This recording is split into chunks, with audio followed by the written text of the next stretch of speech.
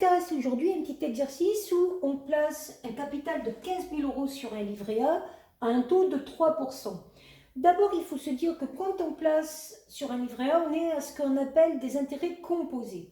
Ça veut dire que une année, on va avoir des intérêts qui vont se rajouter à la somme de départ, puis on va calculer les intérêts sur la nouvelle somme. Chaque fois que vous avez ce genre d'exercice, il faut penser à la notion de coefficient multiplicateur.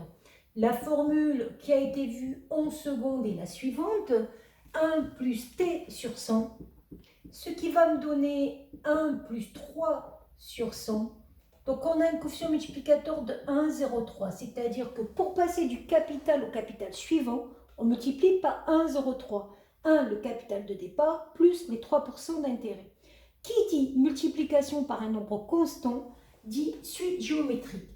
Ça veut dire que la suite Cn des capitales au bout de 1 année va être une suite géométrique de raison 1,03.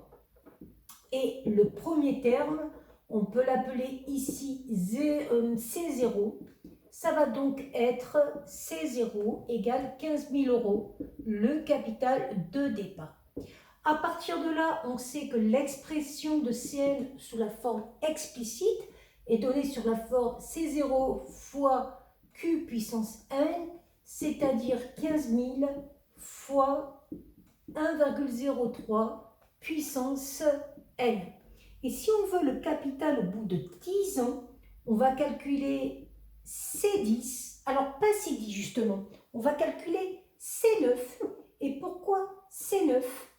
Si on va calculer C10, excusez-moi, parce que C0 c'était le capital de départ, donc au bout de 10 ans il s'est écoulé 10 années, on va donc faire C10 égale 15 000 fois 1,03 à la puissance 10, ce qui donne à peu près 20 159 euros. Voilà pour cet exercice.